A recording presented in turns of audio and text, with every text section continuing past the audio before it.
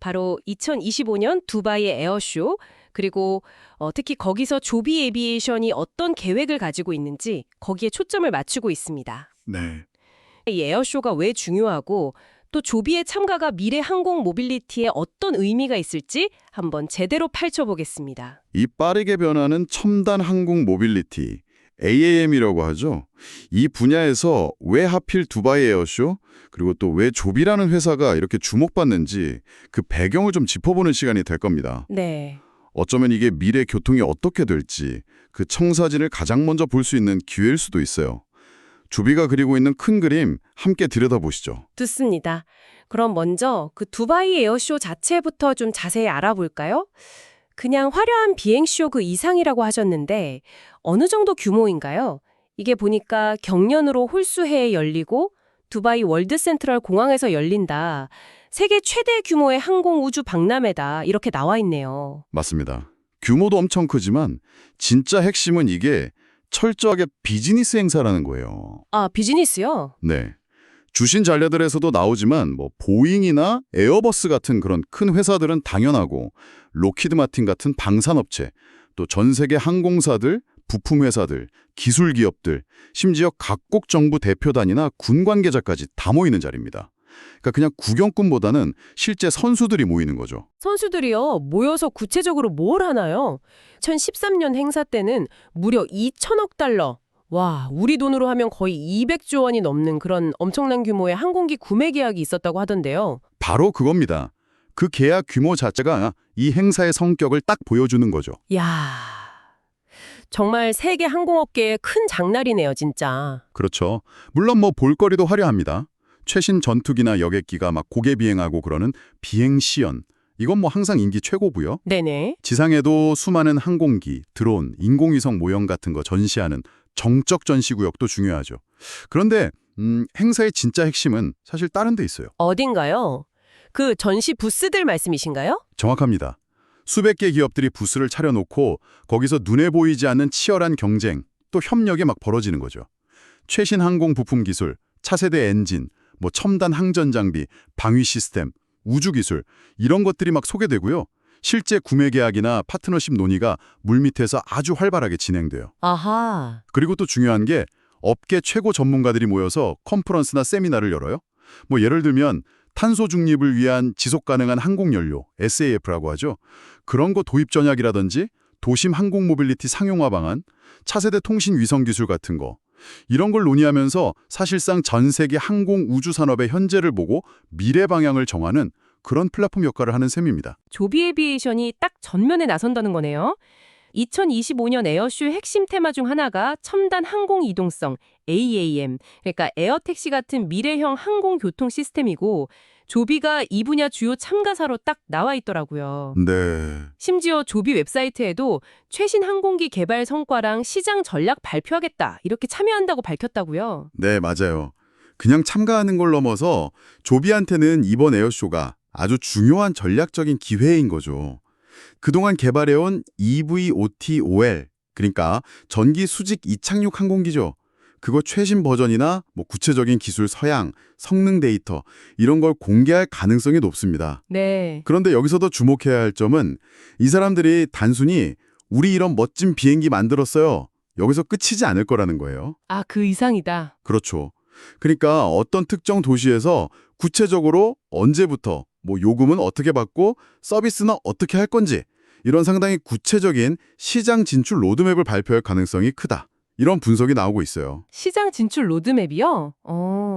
듣고 보니 이미 두바이하고는 뭔가 구체적인 얘기가 오간 것 같은데요. 자료 중에 조비가 두바이 도로교통국, RTA라고 하죠. 그러니까 두바이 교통정책 총괄하는 정부기관. 네, 맞습니다. 이 RTA랑 6년간 에어택시 서비스를 독점 운영하는 계약을 맺었다. 이런 보도가 있었어요. 그래서 이걸 바탕으로 2026년쯤에는 두바이에서 실제 상업 운항 시작하는 걸 목표로 한다. 이는 전망도 있고요. 바로 그겁니다. 이미 그 두바이 RTA와의 독점 계약이라는 아주 강력한 발판이 있잖아요. 네. 이걸 가지고 이번 에어쇼에서 우리가 이렇게 할 거다. 전 세계 항공업계에 공식적으로 알리고 추가 파트너들도 좀 끌어들이고 우리 진짜 상용화한다. 이런 의지를 다지는 뭐랄까 결정적인 무대가 될 수 있다는 거죠. 아하. 그리고 eVTOL이 진짜 하늘을 날려면 비행기 자체도 중요하지만 그만큼 중요한 게 기반 시설들이에요.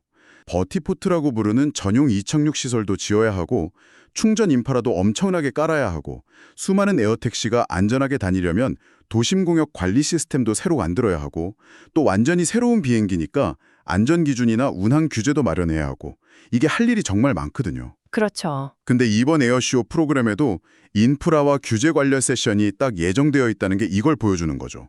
조비는 아마 이 에어쇼를 통해서 이런 복잡한 생태계 구축 논의를 좀 주도하고 필요한 파트너들을 확보하려는 그런 전략적인 목표가 있을 겁니다. 듣고 보니 정말 비행기 하나 잘 만든다고 되는 게 아니네요. 와, 정말 거대한 생태계를 만들어야 하는 일이군요. 이 조비의 이번 에어쇼 참가가 왜 그렇게 긍정적인지 여러 각도에서 아주 상세하게 분석을 해놨던데요. 하나씩 좀 더 파고들어 볼까요? 첫 번째로 꼽는 게 기술력 과시하고 브랜드 이미지를 높이는 효과. 네, 두바이 에어쇼는 그야말로 전 세계 항공 우주 산업의 눈과 귀가 다 쏠리는 곳입니다.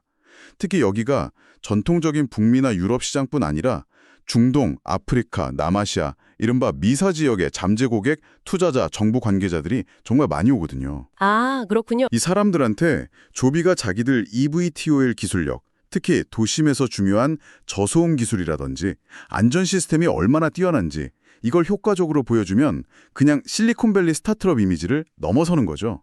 UAM, 그러니까 도시 항공 모빌리티 분야를 진짜 이끌어가는 글로벌 리더다. 이런 인식을 확실히 심어줄 수 있어요. 경쟁사들하고 기술적으로 뭐가 다른지 명확하게 보여주는 강력한 브랜딩 기회가 되는 거죠. 실질적인 시장 진출, 특히 아까 말씀하신 두바이 상업 운항 계획을 현실로 만드는데도 결정적인 역할을 하겠군요. 그냥 홍보만 하는 게 아니라 실제 사업 속도를 붙일 수 있다, 이런 거겠죠? 그렇습니다. 이미 두바이 RTA랑 독점 계약은 맺었지만 실제로 운항하려면 넘어야 할 산이 아직 많아요. 에어쇼 참가를 통해서 두바이 정부의 다른 부처나 항공 규제 당국하고 협의를 좀 더 빨리 진행하고 버티포트 건설이나 관제 시스템 연동 같은 구체적인 인프라 계획을 논의하고 현지 파트너십을 더 강화할 수 있죠. 네. 자료에서 나온 2026년 상업 서비스 시작 목표, 이걸 달성하기 위한 실질적인 진전을 이끌어내는 아주 중요한 모멘텀이 될 수 있습니다. 그리고 두바이에서 성공하면 나중에 사우디나 카타르 같은 다른 중동 국가로 사업 확장할 때 아주 강력한 참고 사례가 될 수 있겠죠. 투자 유치 측면에서도 상당히 매력적이겠는데요. 이런 첨단 기술 분야, 특히 아직 본격적인 매출이 나오기 전인 이런 산업에서는 투자자들한테 눈에 보이는 성과, 또 명확한 비전을 보여주는 게 굉장히 중요할 텐데요. 당연하죠. eVTOL 같은 미래 모빌리티 분야는 초기 투자 비용이 정말 많이 필요합니다. 특히 조비는 그냥 비행기 설계만 하는 게 아니라 직접 생산 시설도 짓고 운영까지 하려는 좀 야심찬 수직 통합 전략을 가지고 있잖아요. 아, 맞아요. 자료에서도 그게 강점이라고 나왔었죠. 네. 근데 이 전략을 실현하려면 계속 돈이 필요하거든요. 두바이 에어쇼 같은 세계적인 무대에서 최신 기술 성과를 발표하고 또 두바이 RTA 계약처럼 구체적인 상업화 계획을 딱 보여주면 투자자들한테 이 회사는 그냥 꿈만 꾸는 게 아니라 진짜 사업을 만들어가고 있구나 하는 강력한 신뢰를 줄 수 있습니다. 그렇죠. 믿음이 가죠. 이게 추가 투자 유치를 더 쉽게 하고 기업 가치도 높이고 결국 조비가 계획하는 대량 생산 체제 구축이나 글로벌 서비스 확장에 필요한 돈을 확보하는데 결정적인 역할을 할 수 있습니다. 실제 비행 시연 가능성도 언급됐는데 만약 이게 진짜 이루어진다면 파급력이 엄청날 것 같아요. 그냥 기술력 보여주는 걸 넘어서 안전하다는 신뢰를 주는 중요한 계기가 될 수 있겠네요. 아주 중요한 포인트입니다. 모형이나 시뮬레이션 영상만으로는 전달할 수 없는 실체를 보여주는 거니까요. 네. 만약 조비가 두바이 에어쇼 현장에서 실제 eVTOL 비행 시연이나 데모 비행을 성공적으로 해낸다면 그 효과는 정말 클 겁니다. 수많은 잠재 고객, 투자자, 경쟁사, 그리고 무엇보다 중요한 각국 항공 규제 당국 관계자들이 다 지켜보는 앞에서 기체가 얼마나 안정적인지, 성능은 어떤지, 또 얼마나 조용한지 이런 걸 직접 증명하는 거니까요. 그렇죠. 기술적인 측면 말고도 그 친환경이라는 가치도 중요하게 작용하겠네요. 요즘 전 세계적으로 항공산업 탄소 배출 줄이라는 압력이 엄청 크니까요. 정확합니다. 조비 eVTOL은 100% 전기로 가니까 운항 중에 탄소 배출이 전혀 없어요. 이게 지금 항공업계 최대 화두인 지속 가능성, 이거랑 정확히 딱 맞아떨어지는 거죠. 네. 특히 재밌는 건 두바이를 포함한 UAE가 석유 부자 나라잖아요. 그런데도 미래를 위해서 재생에너지나 친환경 기술 투자에 굉장히 적극적이라는 점이에요. 국가 차원에서 녹색 경제로 바꾸려고 아주 강력하게 밀어붙이고 있죠. 그렇군요. 따라서 조비는 이번 에어쇼에서 자기들 에어택시가 그냥 교통체증 해결하는 혁신적인 이동수단을 넘어서 두바이와 UAE가 추구하는 친환경 도시 비전, 지속가능한 미래에 기여하는 핵심 솔루션이다. 이 점을 강하게 어필할 수 있습니다. 이건 뭐 정부의 정책적 지원이나 규제 승인 과정에서도 긍정적인 영향을 줄 수 있고요. 경쟁 환경 이야기도 나왔는데 워낙 많은 기업들이 뛰어든 분야라서 경쟁 우위를 확보하는 것도 참 중요할 것 같아요. 이번 에어쇼 참가가 어떻게 도움이 될 수 있을까요? 물론입니다. 지금 EVTO를 개발하고 UAM 시장 진출하려는 회사가 전 세계적으로 수백 개나 될 정도로 경쟁이 정말 치열합니다. 이런 상황에서 조비가 두바이 에어쇼라는 글로벌 메이저 무대에서 기술이 얼마나 성숙했는지, 그리고 얼마나 구체적인 상용화 계획, 특히 두바이 독점 계약 같은 걸 가지고 있는지 이걸 선도적으로 발표하면 아, 여기가 진짜 사업화에 가장 가깝구나, 선두주자구나 하는 이미지를 굳힐 수 있는 거죠. 네, 리더십을 보여주는 거네요. 그렇죠. 자료에 따르면 조비는 미국 연방항공청 FAA의 형식 인증, 타입 서티피케이션 이걸 받는 걸 최우선 과제로 삼고 있는데 이게 에어택시 상업 운항하려면 반드시 필요한 가장 핵심적인 허가 절차거든요. 가장 중요한 관문이군요. 네. 만약 에어쇼에서 이 인증 절차가 얼마나 진행됐는지, 언제쯤 완료될 것 같은지, 그리고 안전을 위해서 얼마나 구체적으로 노력하고 있는지 이런 걸 설득력 있게 보여준다면 아직 개발 초기 단계거나 인증 초기 단계에 있는 다른 후발주자들한테는 넘기 힘든 기술적, 절차적 장벽처럼 느껴질 수 있습니다. 그리고 또 비행 제어 소프트웨어라든지 고효율 전기 모터, 배터리팩 기술, 저소음 프로펠러 설계 같은 핵심 기술들을 조비가 상당 부분 직접 개발하거나 아주 긴밀하게 통합해서 관리하고 있거든요. 이런 수직 통합 전략의 강점도 부각될 겁니다. 이건 기술 의존도가 높은 경쟁사들보다 장기적으로 경쟁 우위를 확보하는 데 유리하게 작용할 수 있고요. 마지막으로 이런 큰 사업은 혼자서는 절대 못할 텐데 글로벌 파트너십을 넓히는 기회로서도 의미가 크겠군요. 네, 그렇습니다. 아까 말씀드렸듯이 에어택시 서비스는 비행기만 덜렁 있어서는 안 되고 버티포트, 충전시설, 관제 시스템, 예약결제 플랫폼 같은 거대한 생태계가 같이 만들어져야 해요. 그렇죠. 조비가 아무리 기술이 뛰어나도 이 모든 걸 혼자 다 할 수는 없잖아요. 두바이 에어쇼는 전 세계의 다양한 잠재 파트너들을 한자리에서 만날 수 있는 정말 좋은 네트워킹 장소입니다.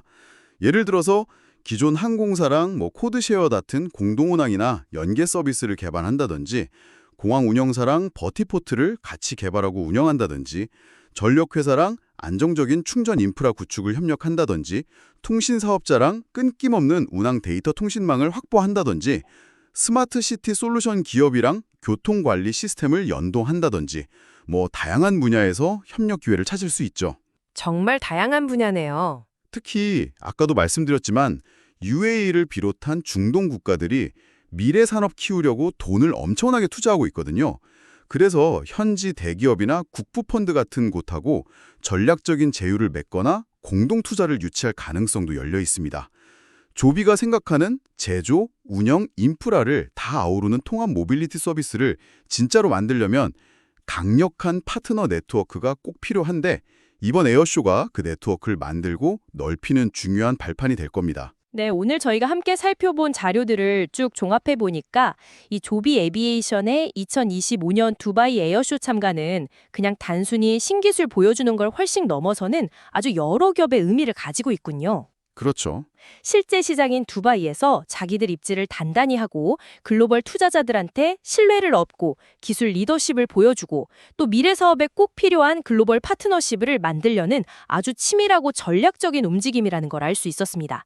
에어쇼라는 무대 자체가 얼마나 중요한지부터 시작해서 조비가 그 무대를 통해 뭘 얻으려고 하는지 그 구체적인 목표와 기대 효과까지 깊이 있게 들여다본 시간이었네요. 뭐랄까 흥미로운 축소판 같아요. 혁신적인 기술 개발은 당연히 기본이고 규제 당국하고 긴밀하게 협력해야 하고 대규모 인프라 투자를 받아내야 하고 잠재적인 경쟁자들하고 전략적으로 차별화해야 하고 그리고 다양한 파트너들하고 협력 생태계도 만들어야 하고 정말 수많은 과제들을 동시에 풀어야 하는 복잡한 게임이죠.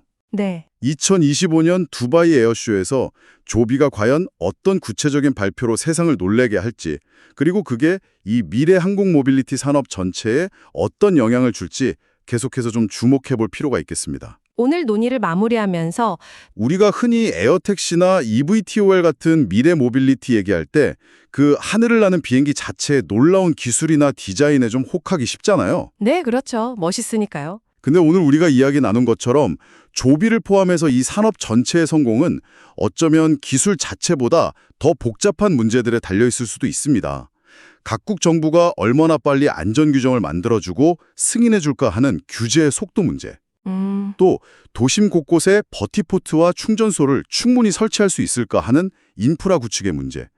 사람들이 소음이나 안전에 대한 불안감 없이 에어택시를 받아들일 수 있을까 하는 대중의 수용성 문제.